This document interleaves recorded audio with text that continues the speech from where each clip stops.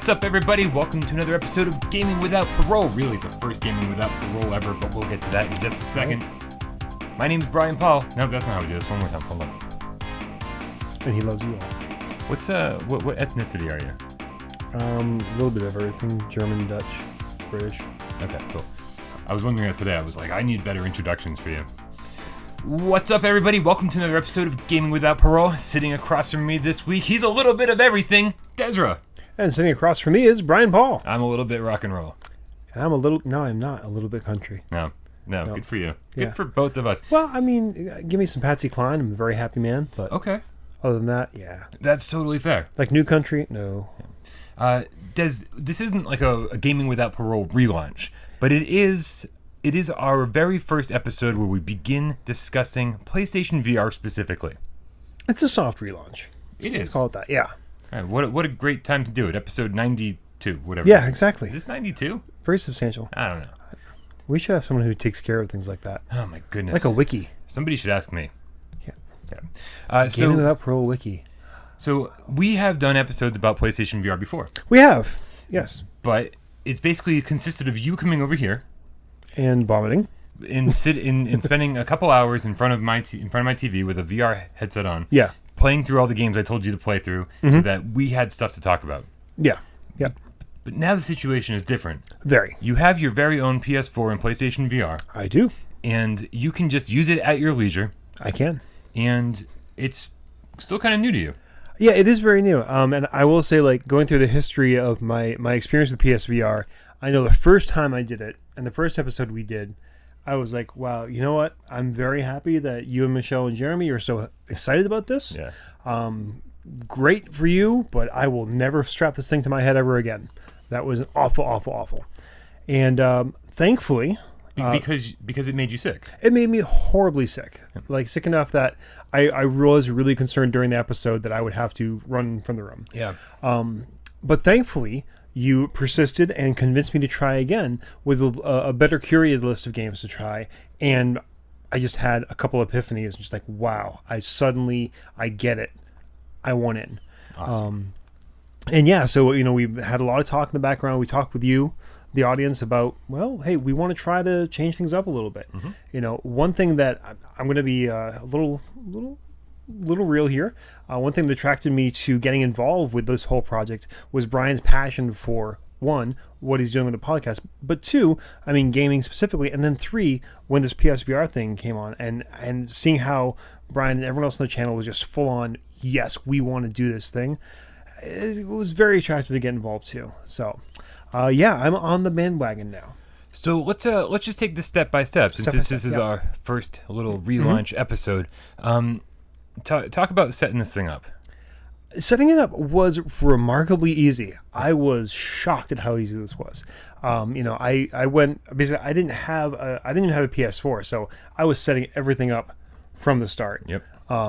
And I gotta say, props to Sony. This was probably one of the easiest complicated console installs I've ever done. I mean, you know, the instructions that came with were very much like, do this 1, 2, 3, 4, and you did that, and it just worked. Yeah, when you first turn on anything, it leads you through a series of now do this, like right on the screen. It was like, and on the bottom it always says skip this step. You can always just, you know, like, I don't want to take my picture or link it to Facebook. We'll do that later. I just think of going back to like when I first set up my Kinect and all the calibration and like, okay, try this. Nope, okay, try it again. And this was just like, I kind of threw the camera down first, just sort of like, okay, well, I'll rest that there for now. I'll go fix it later, and fired it up. It's like, no, all right, it's pretty happy with the camera was. Excellent. I thought it was going to be a lot more finicky than that, but it was, you know, I may have some issues with some of the games here and there, but I cannot complain at all about the setup. I think from start to finish, maybe a half hour. That's fantastic. Just from, like, I don't have any Sony products in my house to full-on PS4, the PSVR, Move controllers, everything all working together and happy. Nice. Yeah, it was crazy. All right. So once you get everything set up, what was the very first game or experience you did? So actually, the very first thing I did, and this wasn't something I really planned. I was like, oh, I have to play some games. But I was like, it actually was really, really late at night. I come back from work. I was like, well, I promised Brian I get this up and going so we can get something to talk about on Monday. So I got to do this. And I'm like, well, I don't have time to start a game.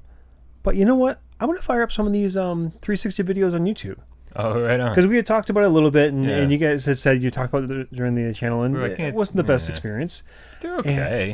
And, and I've got the Google Cardboard at home, so you can kind of do that. It's like, well, let's just try that out. At least I can make sure the whole thing is working. Yeah. So I fired up the YouTube app, and here's the, I kind of hinted on the Gamescast that I had some tips. I don't know if this is going to work for everyone. But Brian, I'm going to wait for you to finish drinking that. I went on roller coasters and I was fine. Yeah. But here's the thing: there were specific roller coasters.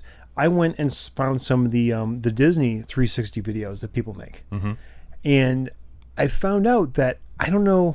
I think it might be because it's places that I'm so familiar with. Like I went on Everest, which is one of the main coasters at Animal Kingdom, and I was like, you know what? I'm just going to go all in. I'm going to try to make myself as sick as possible. I'm going to go for a ride. I know this should. And I was fine. Wow. I was totally fine. Now, I've done some roller coasters on YouTube in 360. Yeah. And they were horribly done. The video was horrible. They had words popping up the whole time. It was like, sponsored by Gillette. And that kind of crap. These were not like that. No, these are amateur ride videos. Gotcha. They're in this very legally gray area, which we kind of discovered when we were sort of doing our research for an episode that may not happen. I wonder what's going to be behind us. I wonder if I'm going to be showing these videos or not then. Interesting. Yeah, you can't technically post ride video, but no one ever actually goes after people because it's actually great advertisement. Right. So these are amateur made, but kind of prosumer amateur made. People who are bringing on 360 cameras onto the rides. People who are actually bringing on binaural recording equipment. And I noticed one big thing though. If the camera was stationary relative to the vehicle, like it was clamped down or something on the vehicle, fine. Yeah, because you were probably seeing the front cart or something. Right. Well, it was the motion. There was the relative motion. Right.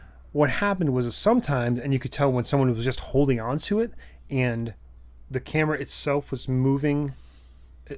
It's hard to describe unless you're actually in a VR, and you can know instantly if someone's kind of walking around. The camera perspective is shifting while you're trying to turn around. That was instantly vomitous. And understandably so. Like the camera is your head, and if your head is moving somewhere where your head is not, that's understandable. It's going to make you sick. Yeah. And so I did that. I watched a fireworks thing, and I was totally fine. Now, I'm not saying by any stretch that I'm completely cured. Sure. Yeah, but I think if I had done a roller coaster, just say something like Rush of Blood. Yeah. Rush of Blood made me a little nauseous, and that's not really a very intense coaster. Not at all. No. But there are moments, but for the most part, it's pretty chill. I mean, I shocked myself. I found a Big Thunder Mountain Railroad and was totally fine on that. I found a Splash Mountain. Now, these videos that you're finding, the video quality, pretty low, like in terms pretty of, low. Yeah, like, resolution wise, not that great. Okay. I'm wondering if this is part of what's helping you because it's like pulling you out of the realism. Yeah, then that might be it too. And actually, for a little more scientific flair, I should probably try and find some coasters that I don't know, and see if that might make a difference. One other tip, and oh my gosh, I should have written this down. There was someone in one of the comments who recommended this, and it was one of those smack myself on the forehead. Oh, why didn't I think of this? I get car sick in the car sometimes. If I'm not driving and I'm reading the back seat. And usually what helps that, you unroll the window, let some fresh air in the turn the fan on. Yeah. Turn the fan on. Oh, my God. Oh, fans are amazing in VR. Especially, I mean, it might help you with motion sickness, but even better, it helps with added realism. Yeah. Like, there's nothing better than walking through, like, a cavern in Farpoint and having the wind blow, like, sand at your face and having the fan on you, too. And, like, the entire time I played Farpoint, the wind was, the fan that I had on just happened to be positioned in the same place that the wind was coming from in the game. Awesome. It was fantastic. Yeah. So, I did it first kind of a cool night, and the window was open next to me, and I got a breeze from that. But then, just setting up a little fan just to get that motion. Yeah. I don't know if it's, maybe tricking your body thinking, oh, I'm moving after all. I'm feeling stuff. And that definitely helps take the edge off and stuff. Excellent. So kind of, work your way in. Maybe your mileage may vary, but working your way in with 360 videos of places and things you know very well, kind of building up reps like that, and then a fan. Yeah. So. Well, I think this is a perfect transition into the game we want to spend most of this episode talking about. It gets confused often with the demo disc that gets packed in. I know that Jeremy King was. I've been talking about PlayStation VR Worlds. Yeah. Spoilers. That's what we're going to talk about. I've been talking about it for like 2 weeks, and he was like, "I don't remember any of these on the disc at all." And I was like, "It's because you didn't buy it." Yeah. Yeah, it's totally different. And I understand why people think it's a demo disc because it's like. It's a demo. It's like 5 demos. Yeah. But smash cut to my my review. It's a demo disc. Smash cut to my review. It's way more than that. Also, you could have probably already watched my review on the channel. So the great thing about VR Worlds, is that it's perfect for the first time VR user. Yeah, that's what it's designed to do, and I think it does that pretty well. It shows off, a few different types of gameplay. Yeah. And general ideas is like, hey, these are the kind of experiences you can expect to get from VR. Yeah. And they're perfect, like little showcases. Like I remember when my mom came over. Now I'm now infamous for putting my mom in Drive Club VR her very first time, and I think she almost died. Like I think in real he kind of like really enjoys doing that. I know that was one of the first games he had me play too. I love my mother. I feel awful for doing that to her. But in retrospect, I should have put her in VR Worlds because the first title that we should talk about, Ocean's Descent. Yeah, it's barely a game.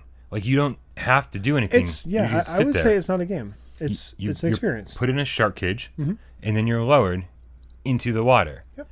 And you just go further and further down. You have a flashlight on your helmet or diving cap. I've never been under the water ever. I'd say it's a helmet. Sure. So why this is perfect for... This is just demonstrating the gameplay. Yeah, no, for Ocean Descent. Totally. You can turn your head all the way around. When you figured that out, I think that was a wake-up call. It was like, oh, I don't have to just look around me. I can actually turn around. Yep. The PlayStation VR is pretty good at like 360-degree head mode. It's great at it. Yeah, absolutely.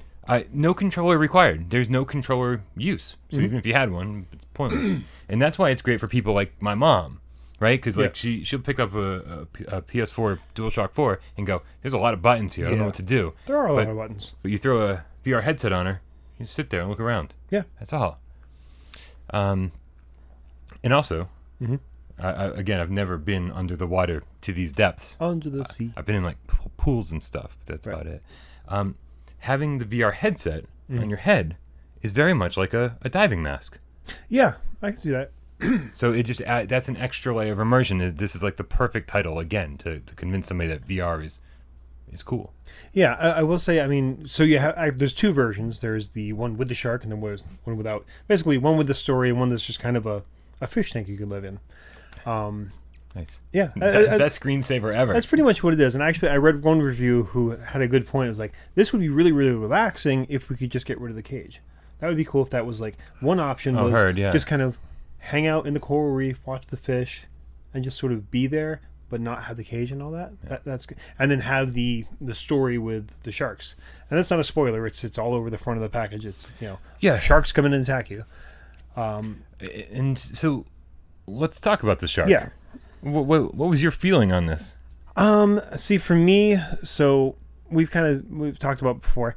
I'm not a horror movie kind of guy because I can see it's like, okay, well, here's the beat where the bad thing's going to happen. Right. Here's where the jump scare is going to happen, and I just, I'm a bad person to go to haunted houses with, because like, okay, I just heard the compressor building up there, so there's going to be, and there it is. The thing falls out. Oh, you're like watching a movie with my dad. Yeah. And so for the shark thing, it's like, okay, it's told me there are sharks.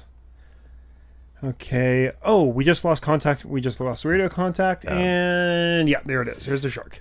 So, I love scary movies. Yeah. I love haunted houses. Like I like to suspend my disbelief, and because I want to be scared. So even though I know the shark's coming, I'm like I pretend like it's not. Yeah. I almost hear the doo-doo in the background. I'm like, it's not coming. Yeah. I want to be scared. I remember seeing videos of people getting like like they fall to the ground because they're so scared of the shark. Yeah. You know, they're like, ah, and they're screaming. And I was like, I can't wait to be that person. Yeah. I was never that person. No, it doesn't. Like I was a little baby in Resident Evil 7. Like I cried for 14 hours straight.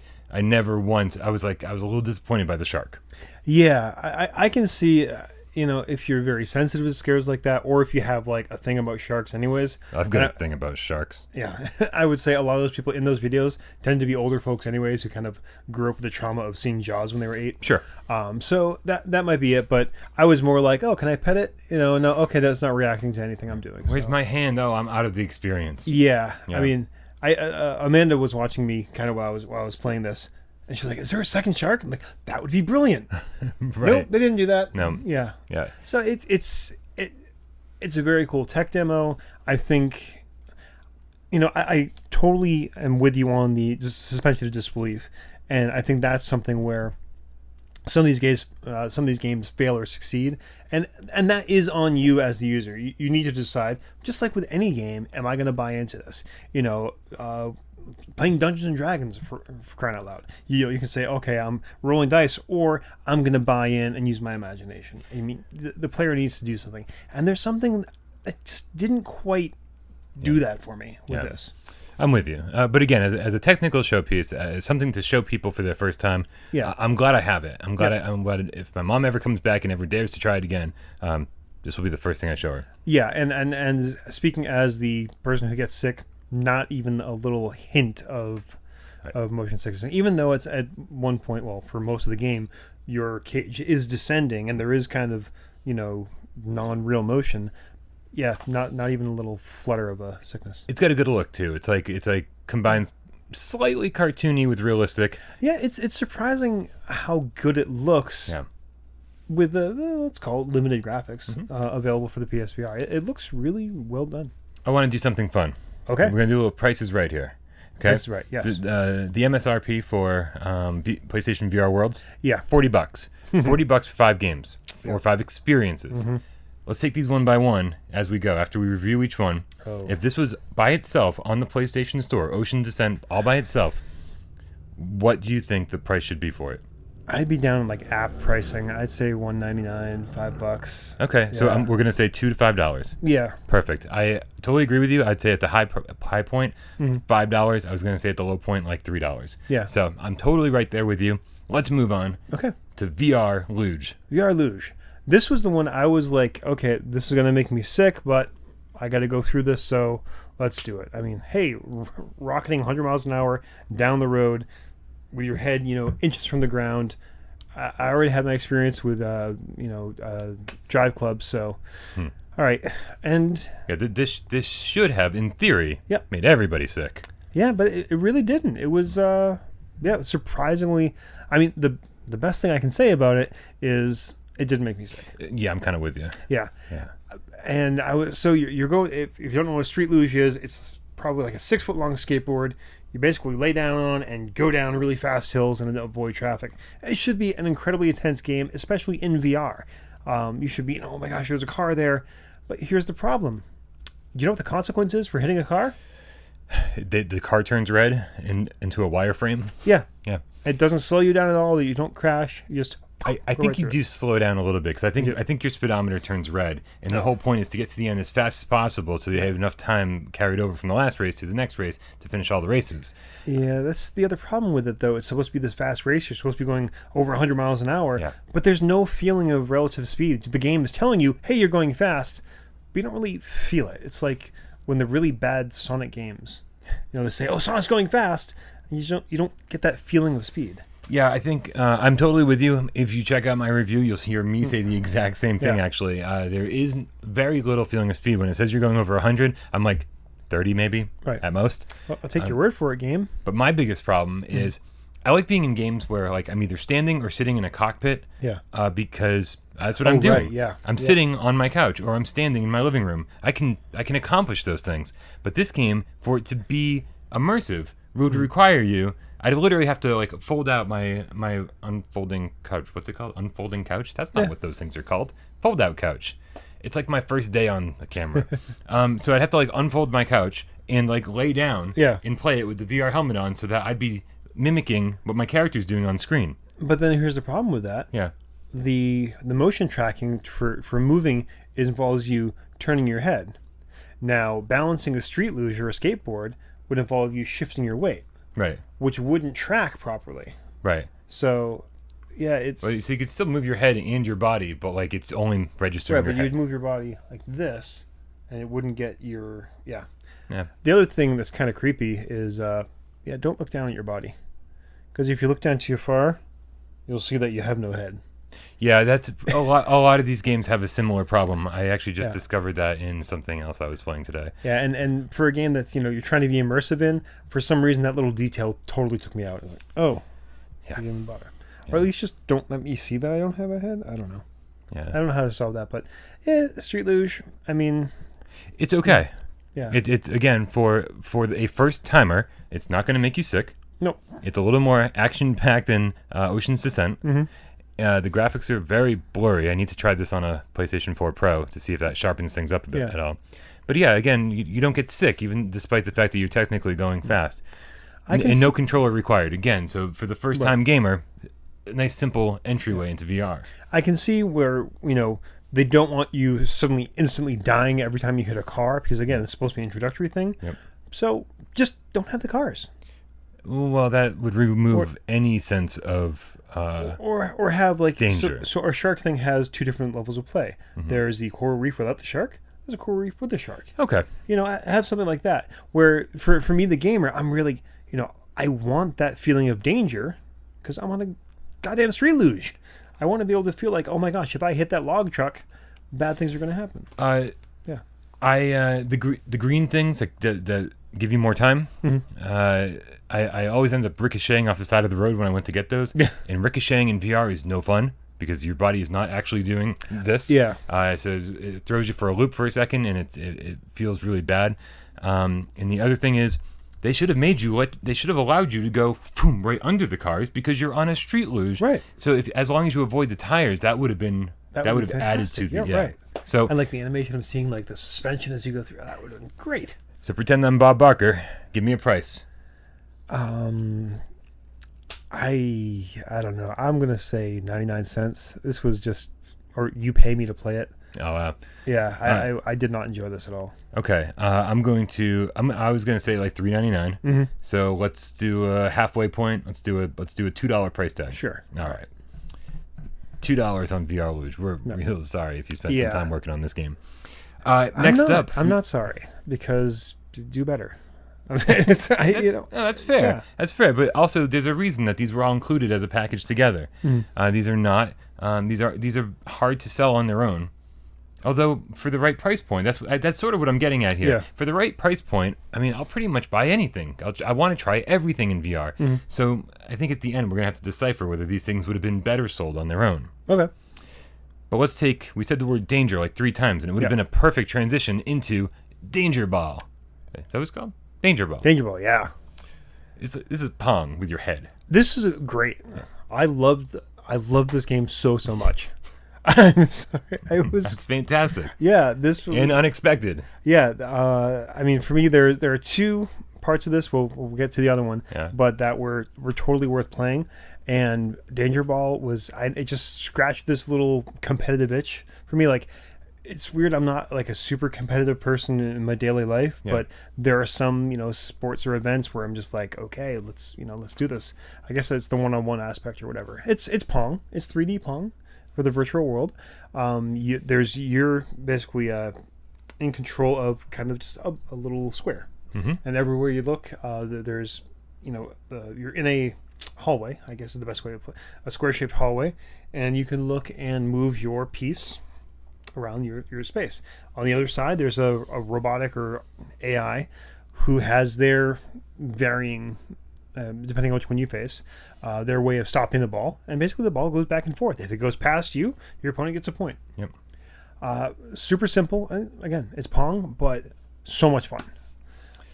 Yeah, and there are different gameplay types. Today, I went through today and played all of the games in VR Worlds so that I'd have them fresh in my mind. And also, I really hadn't played much of them since launch. So I didn't know if I'd think any of them were better or not. And this was one that I sort of was like, it's all right. Yeah. And then today, I was like, this is way better than I thought it was. This is, yeah. In the one that I actually liked the most was the score attack mode, where there is no opponent. It's just you trying to hit these squares on the other side. That one says 10, one says 20, one says 30, and there's a bunch of blank spaces too. And you try to hit the ball into the highest score. Yeah. And then it accumulates. And then, of course, you get the world leaderboards that you're playing against online. I was like, man, I could play this for hours. Seriously. Because it's fun, despite how simple it is. Yeah, well, or even because. And Maybe. and the coolest, I mean, you can learn some cool tricks by like throwing some spin on the ball, like right before it hits, give your head a little jerk, or if it's coming in, you can actually blast it if you kind of give it a little bump. Headbutt, yeah. Yeah. And the different powers of the opponents are pretty radically different. There's that tornado one. Oh my god. That's the word. No, what's its I forget the name, but if you play it, you know what I'm talking about. It holds on the ball and basically will randomly fire out. And the thing is, this is a game where you need VR because you need that depth perception to be able to see how fast that ball is coming at you. And the ball will speed up. Like as you hit back and forth, it accelerates with each pass. So pretty soon you're moving around like crazy. Yeah, this is the one where, okay, I'll be up to bed in a couple minutes. One more game. Next thing, oh my god, it's half hour later. Yeah. So there are a couple other games on the PlayStation Store that are similar to this, not identical for sure. Proton Pulse is more like Breakout than Pong.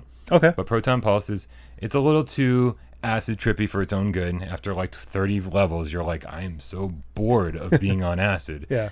Which happens with real acid too, kids. And in Proton Pulse, I think it was like $10. And then Hollow Ball, which actually uses the Move controllers, and it's more like racquetball / Pong. Again, but requires more space if you use Move controllers. Yeah. So this is, of those three, I think my favorite. It's a lot of fun, and again, they kept it simple. Yeah. Give me a price. So here's what I'm going to say. All right. There's not a lot of depth.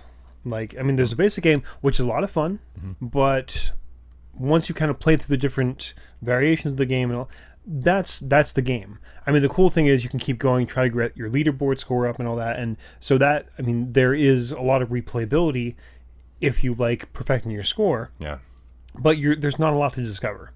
So I'm gonna actually put an asterisk because I think there's something missing. I would say, you know what? I'll be generous. $10. Okay. I would pay $10 for this. I would pay $20 if there was online play. Yep. 2 players. Absolutely. Yep. If I could dial up Brian and say, hey, let's do this and go one-on-one. Yeah. That would easily double the value of this to me. Well, you hit the nail on the head again with my Bob Barker price decision or whatever. Bob Barker actually doesn't make any prices; he just hosts. That's right. Actually, doesn't anymore. It's Drew Carey. Oh yeah. Yeah, I'd rather be Bob Barker. Get all the ladies. The price is wrong, bitch. $10 on Danger Ball is exactly what I was thinking. So let's go with that price. And moving on to the final 2 games in this package are the 2 biggest. Now, I'm gonna cover Scavengers Odyssey. Yeah. Okay. For you.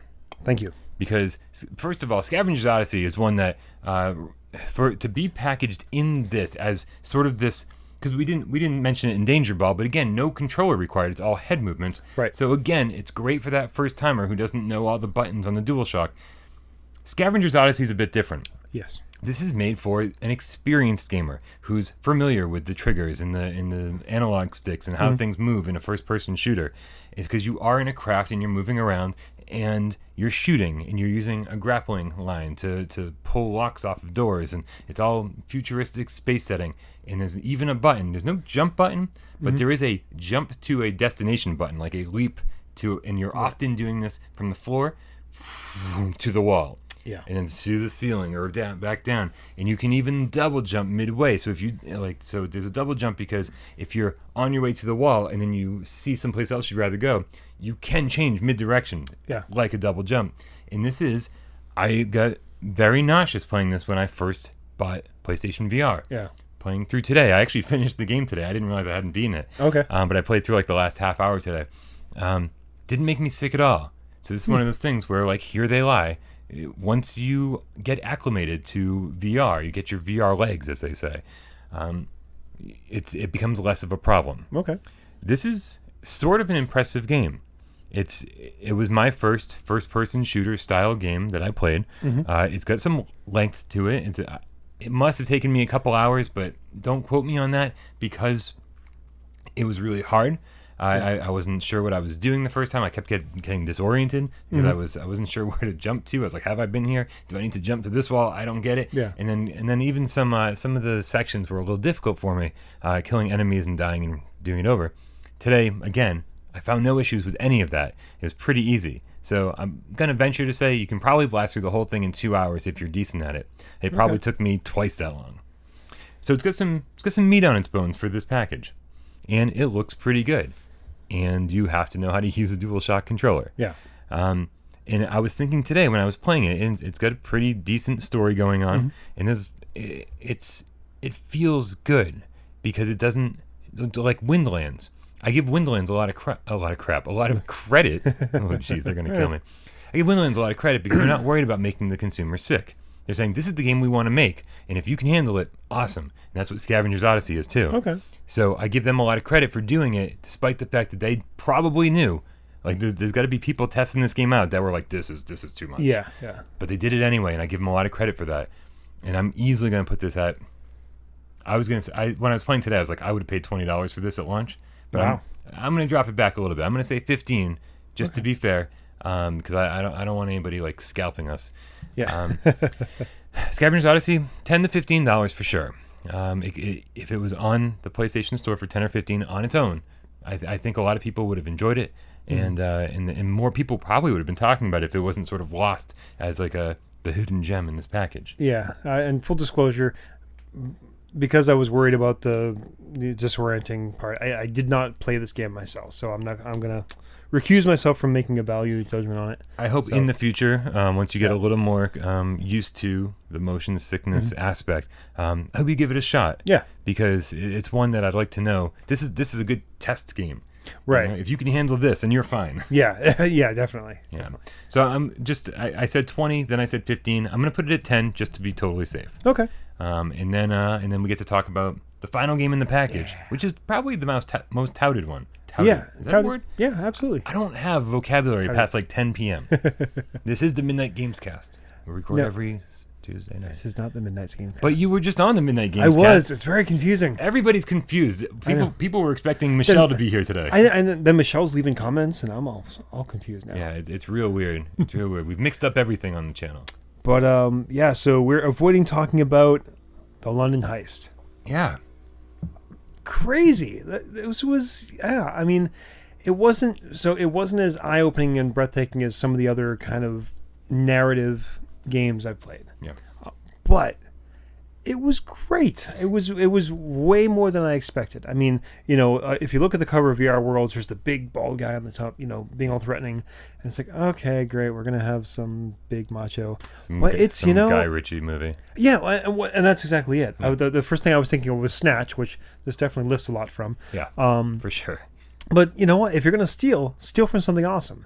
And they definitely get that sense, It basically, it's a story. I don't want to, I guess, no spoilers. Yeah, I guess we can do some spoilers, but yeah, well, we're going to spoil the story. Don't worry about it. Yeah, so basically, there's two main scenes you alternate from. Basically, the present day, where you're apparently tied up or something, which kind of gets into one of the problems, being interrogated by the big scary bald guy. And then the other scenes are basically before, during, and after a heist that went wrong. They're flashback sequences. Yeah. And one of the slight problems when it gets to that sort of interrogation scene, am I tied up or not? I'm pretty sure. Yeah. Yeah. So and I think it's still early days, but the game really has a hard time with like, okay, we want you to be able to pick this up and interact with this thing, but we're going to pretend like you didn't just walk up and slap the guy in the face. Okay. Because I mean, you have your hands. You can do this with either the DualShock or the Move controllers, and either way, you have your hands kind of floating in space. You can pick up and interact with some objects, which is great. You can light a cigar. At one point, like the mob boss guy asks you to light a cigar. That's a cool moment. And you cannot. You don't have to do it. Right? No, you absolutely don't. Yeah. And there are consequences for your choices. Not drastic, but the story changes slightly. But I can't take that same lighter and light his coat on fire. So that's what I was bummed about. That they were. This was the biggest title that they were pushing in this package, and here I am sitting at this table talking to some dude, and there's stuff everywhere, cell phones and a wad of money, and the lighter especially, and I'm picking these things up, and they're fun to play with on their own, but they don't seem to interact with each other. Don't give me a wad of cash and a lighter and not let me burn the crap out of it. Right. That just seemed like common sense. Although there are some little hidden things, and eventually there are like trophies and rewards you can get for doing stuff, and those are things I'm not going to spoil because I want you to figure those out on your own. But there are cool little things like the cell phone you can do something with. But yeah, it's weird. Like I almost felt like it was a narrative invisible wall. Okay. You're walking through the game. It's like, no, you can't go here. And narratively, it's just like, okay, this guy just walked in and I made a fist and I punched him and he just acted like nothing happened. Right. And it's because the story doesn't want you to do that. Right. So I understand. I mean, the limitations they're probably under, and that's not what they're trying to do with this. But it went from being very immersive and cool to, and like I said, the confusion in the interrogation scenes. I mean, in the real world, you can get up and walk around the room and like walk through this guy who's sitting there yelling at you with a gun in your face, and he doesn't react to you getting up. Sorry, you can get up? Yeah. And walk around the room? Yep. How did you do that? I stood up. Oh, I got you. And looked around. I got you. And I mean, the camera allows you to do that. Yeah. No, I was totally lost. Yeah. Okay, that's fair. That's totally fair. I never tried that. Yeah, but that was the first thing I said. I was like, okay, well, because I was hoping that if you moved, you'd like, just say, hey, oh yeah, by the way, wicked not safe for work. Yeah. Yeah, like all the other games, I would, hey, let anyone in my family go ahead and play and it'd be fine. But just F-bombs everywhere, which I don't really necessarily have a problem with, but maybe a little bit more of a warning. They're saying, it does seem like a family-friendly package, and then suddenly it's like, this is totally different. I'm sure if you look closely on the packaging, it says, for mature audiences or something. But maybe like when you see when you're in the lobby, I guess that's the best way to call it. The menu screen. Sure. Yeah. Whatever. Just say, hey, by the way, right. There's going to be an awful lot of F-bombs in this. But we have yet to talk about the best part of the London heist. And it's the final scene.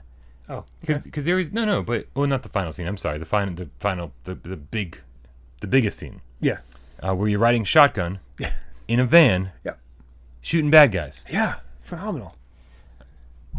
Yeah, it's. I mean, for a shooter like me, this didn't make me sick in the least. Right. You're driving along, and basically, you're on your way. You've got the MacGuffin. The bad guys are chasing you. You're trying to escape, and they've got motorcycles, and you've got an Uzi, and you're basically, trying to pick off the bad guys as they go. If you use the move controllers to reload, you actually pull out the magazine and put it in the new magazine. And it's so cool. Like that just adds to the immersion so much. Mm-hmm. If you're just using the DualShock, you can do it, and it basically just hit the button and it reloads. You only have one hand, and actually, I did try that, and my hand gets kind of crampy because you're trying to hold it with one hand. Yeah. So it feels like a gun, but of course the DualShock is heavy like that. So if you have the move controllers, use it. It's way cooler, and you can actually switch the gun from hand to hand. Yep, very cool. And I found out at the very last second, you can open the door. Oh, yeah. Yeah, I didn't realize that. I was just sitting there in the window. You can play with the radio. Yeah. You can move all the vents. Mm-hmm. You can pick up anything that's in the car. Yeah. It's pretty cool. Yeah. So and again, we're back to the Des was wrong about the move, or the move has gotten better. It's you point and it hits where you shoot. Yeah. Yeah, I guess I just lost my train of thought. Yeah, I mean it's cool because just like Until Dawn: Rush of Blood, this game basically finds a solution to movement. Yeah. Right? It says, okay, we're not going to make you walk around. We're not going to make you sick if this is your first time playing VR. We're going to sit you down, just like you are on your couch, and we're going to move you around. Yeah. And then you just take care of the shooting. We'll take care of the rest. Right, but in a way that totally makes sense in the narrative. You're absolutely. Yeah. Yeah, the rush of blood. The narrative in that is like, it's like, why in the hell are you on this roller coaster ride? And, there's something there if you played the original. Don't worry. And so you get to the ending. There are multiple endings depending on the choice you make, and that I don't want to spoil. You've got a big decision, but there is a very cool part. So did you catch the gun in the midair, or did you wait till it fell? Did I catch the gun in midair? Yeah. So they're wrestling with a gun and it goes flying. I can't remember. I haven't played the last scene. I only did it once, and I don't remember. Probably let it fall. Yeah. Yeah. It was coming up, and I was like, oh, give it a shot. Oh, that was cool. Right on. Yeah. Interesting. Maybe I'll have to play the ending again. And I will say, like, the characters are just cartoony enough or caricature-y enough where you don't fall into the uncanny valley like so many of these realistic looking characters do. Yeah. They look very real. The voice acting is surprisingly good. I think it's really good. And yeah, it just feels like you're in this Guy Ritchie movie. It's and then on top of that, there's a really cool like shooting alley. Absolutely. Which might be the most fun you can have with this game after you've played through it once. Yeah, because it's like almost infinite replayability. Yeah, it's my favorite one was the tin cans. No, well, basically you've got these paint cans kind of on a rail and these boxes. So there's green boxes here, red boxes here, and the paint cans are going, and you've got to shoot the cans to knock them into the boxes. Yeah. And while you're doing that, all these other targets are showing up everywhere. This is Sony basically saying we have a lot of faith in the precision of the Move controllers. Yeah, and rightfully so. These things are amazing. We changed the focus of the show, but we still fall into old habits. We are running so long it's not even funny. Give me a price for the London Heist. For the London Heist, my biggest complaint is that it is short. Yeah. Super short. If you just kind of blast through the gameplay and don't goof around, half hour, maybe 40 minutes. But again, showcase title or showpiece title, where you want to show your friends, you want to be like, hey, play with everything, like do this, do that, pick up the cigar, like everything. Yeah. Right. And it's one of those things that you want to show to everybody. And so as a showpiece title, what would you pay? I'm going to stay down around $10 because I think the replayability is kind of limited. Kind of limited for sure, and I really wish they had made a full game out of this. Yeah. Instead of what it is, but there's still hope. Who knows? Right. If this was like the teaser trailer, like a playable trailer to the real game that was coming out, it'd be amazing. I would be so down with that. Yeah. But yeah. So in summation, VR Worlds. Yep. Before we talk about the individual prices. As a $40 game, which you can certainly find it much, much cheaper now. Yeah. What do you think of it as like a substitution demo disc, as a $40 game? I think this would be a great demo disc. I honestly, we have I've been kind of waxing rhapsodic about this, saying, this is good, but overall, the experiences are kind of limited, and I would have a hard time paying full price for this. If this was the demo disc instead of what the actual demo disc was, which is basically a bunch of commercials, I think it would be brilliant. I think it would be a great addition. Kind of the Wii Sports for the PSVR, but it's not. Trying to sell this as a full price title. Well, still budget full price title, $40. Yeah. And based on our math that we gave these titles, we totaled up to $37. All right. So we basically said it's worth the asking price, which of course you can find it cheaper. Yeah. But it would have been much cooler, I think, in my humble opinion, to on day one, you get that PlayStation VR home, you get it all set up, and you go onto the PlayStation Store, and you find 5 separate downloadable games for these prices that we decided on. And so Sony's getting almost the same amount of money, but the gamer feels like they're not getting so screwed. And the other thing is, and this is actually, I think, really important, the demo disc, I want to play this demo. I've got to wait for the update individually for each of these demos. Demo disc. Right. The PSVR Worlds, if there is an update, it's just one for the whole thing. Yeah. So I got to I started playing the demo disc, and I went through a couple of upload, wait for the download, and it was just, you know what, forget it. I'm going to go to the next one, and I'm going to do Worlds. Yep. And, turn it on, play. Yeah, so again, when I put it in today to do a little research for this, It was version 1.04, I believe, and that was it. There was one big download, and it wasn't even that bad. Yeah. And yeah, that was it. One little thing, I don't know if it's a mini game or what you want to call it, but each different loading screen, there's a ball. Sometimes it's a ball of energy. Sometimes it's like the diamond and the heist. You can do stuff with it. Yeah, you can kind of like knock it around the room and. Yep. The Ocean's Descent ball is a ball of water. Yeah. You can actually put your head inside of it. Yes. And everything goes what things would sound like if you were underwater. Oh, I didn't mention that either. Super great with 3D audio too, which is not something we talk a whole lot about. But in the interrogation scene, when you're turning around, their voices are spatially where they should be. So the audio design is, I think, something we don't give enough credit to. Absolutely not. And unfortunately, when I play VR with headphones in, I use the pack-in ones, the ones that they gave me with the headset. Yeah. And I definitely shouldn't. Even if I just drag these into the other room, it would be better just to kind of give like that whole. Could that work with those? Are they the back? Yeah. Anything that has a microphone, or a headphone jack. Oh no, I'm just talking about physically. Like, would you be able to put that on? Oh, absolutely. Oh, all right. Yep, absolutely. Because I've tried it, and you can do it all. So I should probably be using these instead to give myself a little bit better sound quality. But even the ones that they packed in are actually fairly impressive. They're not bad. No. Yeah. All right, we got to wrap this up. Yes. But that's what we're going to do from now on. Guys, let us know if you like this new format. We're going to basically pick, especially early PlayStation VR games, ones that were so easy to look over back, when launch came around, because there were too many things to cover. Some games I didn't do a review of or Let's Plays of, or maybe that I did, and then we just never talked about again. Right.